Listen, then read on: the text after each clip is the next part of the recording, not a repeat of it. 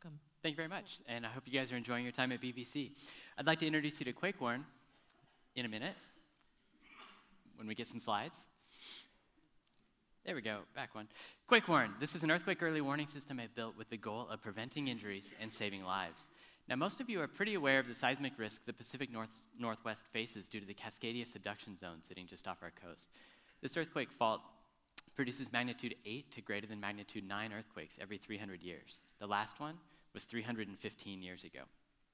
This is the same type of earthquake fault that produced the recent disaster in Japan in 2011. When it arrives here in Oregon, we're expecting 4 to 5 minutes of shaking, and it too will be followed by a tsunami. This is a comparison map of the shaking intensity Japan received during their earthquake and what we're expecting here in Oregon when we have ours. That's a lot of red and orange, and in this case, even green isn't good. The infrastructure damage that we're going to experience here in Oregon, especially along the Oregon coast and the I-5 corridor, is going to be extreme. Buildings and bridges. When this earthquake comes, we're going to expect 27,000 injuries and 14,000 fatalities.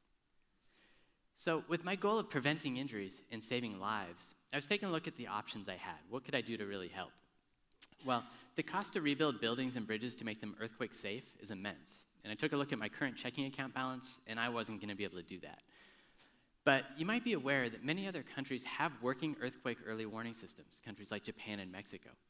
Mexico's system has been in operation for 24 years and provides 60 to 90 seconds of warning before shaking arrives in Mexico City.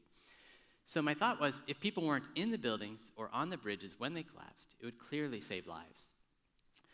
So what I've done is I've built small seismic sensors that detect shaking at the coast near the earthquake fault where the Cascadia subduction zone is. And what we do then is the network sends notifications to mobile devices based on where your location is, telling you that the shaking is on its way. So for a quick example of how the timing works, if the earthquake was to start on the southernmost end of the fault, it takes about a minute for that shaking to arrive at Gold Beach. 3 minutes after the start, the shaking is arriving at Portland. And 5 minutes after the earthquake starts, the shaking would be arriving in Seattle. 3 to 5 minutes is more than enough time to get out of almost any building, or if you were driving to get your car to a safer location. So the next steps for QuakeWarn is to build and deploy more of those sensors along the Oregon coast. We're going to finish up the iOS and Android applications so that you can download them and subscribe to receive these alerts. And initial marketing is going to be through online advertising and really taking advantage of the media's recent interest in our earthquake risk. You've seen the Oregon Public Broadcasting story, you've seen the recent New Yorker article. So jumping onto some of those ideas. And so I really believe QuakeWarn can prevent injuries and save lives. And with the help of your vote today, we can make it happen. Thanks. Thanks, Dan.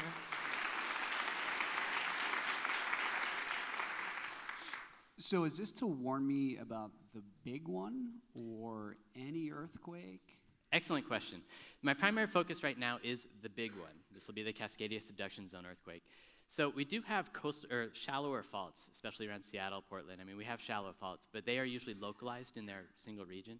This one will affect the entire Oregon and Washington area. So this one's focused right now on the big one. Could you help us understand a little bit better where your research is in terms of what does this product do? Why has someone else not built it, or has someone else built it? How does yours differentiate? Excellent question. So as I mentioned, earthquake early warning has been around for quite a while. I mean, the ideas came about in the mid-1800s, and then after the San Francisco earthquake, people started talking about it. Well, I believe the challenge of why people haven't done it here in the United States is because we focus so much of our energy and money on California. And I'm from California, so I knew what that was like. But they're not looking at our specific big one scenario because it's so new and recent for us here as well. As I mentioned, other countries have been doing this. Japan had a great system. It worked in 2011. It slowed the trains down. It reduced injuries there.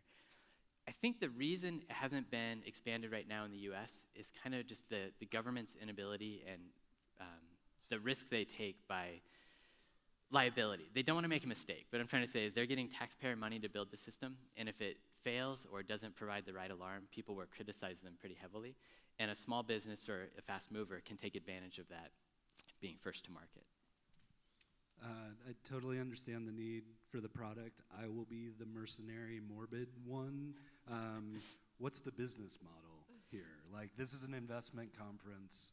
People would be expecting a return. What's your business model? right? The initial focus for the marketing plan on it would just be direct to consumer, but then there is possibility of growth of going to corporations, working through corporations, grants, even other things like that. But the actual model is pretty much subscription, so it pays for the sensor deployment and things like that. It is very early stage, so I don't have the details. How can you test it, and have you tested it? And where are you in the stages of actual product development? Excellent. So I have a working prototype, and what I've done right now is I've deployed some along the coast here, and there will be more going to likely California because they do have more regular earthquakes. And with that, we can validate our algorithms that we have and the sensitivity of the devices, and then we'll fine-tune our model here for Oregon. Do you have any partners that? At this point, I don't. I've been working a lot with eSpace Labs here in Bend. They've been very helpful with the hardware development, but at this point, no. And to that point, maybe talk a little bit more about the team. Is it just you, or is it? At this point, Okay. it's early stage, so it's just me.